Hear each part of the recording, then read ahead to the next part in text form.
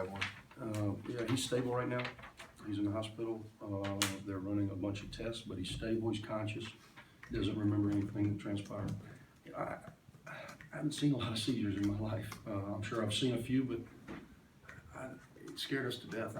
I'd never really seen anything so up close and personal. I was literally just talking to him, and I turned my back, and then I thought he was cramping. It was almost like he had a back cramp, so he kind of started contorting, and then when he rolled over, we could see that he was in a full-blown seizure. So it scared us to death.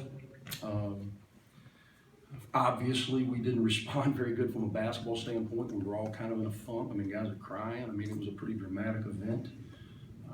And thankfully, they pulled together and had the fortitude to go out and play with the passion that we need to play with to give ourselves a chance. But I'm going to go see him immediately after this. And as of right now, they say he's conscious and responding well. What do you think helped you guys pull together like that and kind of flip a switch? You know what, Parrish, for about a month, I've tried everything that I can think of to stop us from being so self-absorbed. It's certainly the nature of our culture today, and most especially the age group of kids that I have. They're self-absorbed. They're thinking about, me. And we've been challenging them to get out of themselves and let's start thinking about others and let's surrender to the team. And then when something so dramatic occurs, it truly forces you, it shocks you, and it forces you to stop thinking about dribbling the ball out of bounds or missing a block out or missing a free throw. It put our focus elsewhere.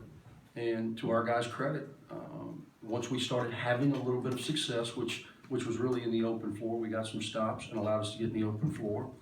And TD made plays in the open floor, and Brian made plays in the open floor, and Eustace made plays in the open floor, and we got them spread, and that energy carried us home. Can you talk about the minutes too tonight, Andy? Because everybody, you had 36, 20, I mean, it was... And we don't have a lot of bodies, man. We are who we are right now. Our hope is that Dre is responding every day, and our hope is that he'll be back with us sooner rather than later if he doesn't have any setbacks. Obviously, we have no idea what Sheed's status is moving forward. We'll figure that out in the next few days. We had foul trouble as well,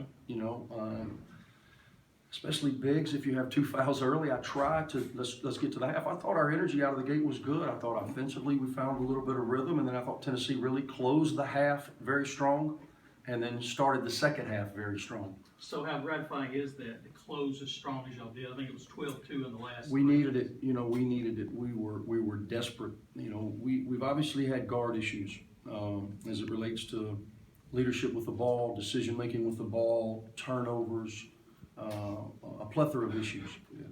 We moved Dre to the point because we felt like that gave us the best option moving forward, and we go to Auburn and we win the game. We then come back, and against Georgia, 10, 12, 13 minutes into the game, he goes down. And we really hadn't been right since. We're looking around like, okay, what are we supposed to do, Coach? I thought Brian Tyree really grew up today. Second half, made some plays for us, man. Strong at the rim, finished through contact, 6 assists to 3 turnovers. I thought he really, really grew up tonight, which I think is a great indication of his future moving forward. We just needed to win. And the only way that we can win is to get back to our formula. We're +8 on the glass. Even though we turned it over 17 times down the stretch, I thought we made decent decisions. We made enough free throws and we were aggressive at the rim. Andy, is Brian's knee getting more healthy? I think so. He exploded there at the end and really, he probably could have finished over the top. He ended up being a layup, but he was really explosive. I think he's getting more and more confident. It's difficult for any freshman to be put in those circumstances, most especially one who's coming off an ACL. And literally had no basketball in June, July, August, September, very little in October, and he was not full go till November. So it's hard. He's only about 2 months into this journey. Eustace had the season high today. Just in that first half, what was kind of different? I thought he was very aggressive. They were doubling. We started him at the 4. And they were doubling Sebas with the other big. So he was going to be the open man. When we got him the ball, he was finishing at the rim. Also, even when we didn't get it to him initially, shots would go up. I thought he was active in keeping balls alive and finishing at the rim, and then 7 for 7 from the free throw line. Huge. His cohort goes 0 for 6, but when he can go 7 for 7, hopefully now it'll get him over the hump. Here's a guy that last year, shot close to 75%. So that's what we anticipate moving forward. Does Tyree's performance tonight give you confidence moving forward with definitely. Playing as a true freshman. Definitely. He showed that he can make plays in a tough situation against a good team, a team that is playing. You know, when you think about Tennessee, I know our league sometimes gets bashed, but you think about Tennessee. Tennessee goes into Chapel Hill, loses by 2, had an opportunity to beat Carolina. Carolina's Final Four contender. They played Gonzaga on a neutral site. Everybody says, you know, this may be the year that Mark Few gets to the Final Four. They're leading that game down the stretch.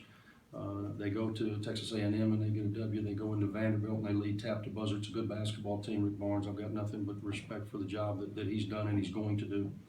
And we're down 13 with 15 to play, and we don't have a lot of bodies. And our mind is elsewhere based on what transpired with Rasheed. And for Brian, who had not played great to that point, I thought he started the game good and he had some really poor moments. And for him to be able to man up and lead us down the stretch, I think is huge in his growth. What do you think, Mark Hamlis Hyman, that putback dunk, you guys were stagnant up to that point. What do you think that dunk did to your teams from It was funny, Dane. I mean, you remember one too long ago we were playing just energy, you know, just something to spark us. I thought it sparked him. I thought defensively he was good. I thought we did a good job. In the 1-3-1 early in the game, I thought they picked us apart a bit. I thought our rotations were late and they were splitting us at the top. And if you allow splits at the top of that 1-3-1, you got problems in the back, and that's what happened. Hubs did a great job of slashing and finishing. We went to it again late in the second half, and I thought it was much more effective. And then we rebounded out of it, which is difficult to do. We kept them to one shot, and that's what allowed us to ultimately, you know, get out of there with that 11-point win.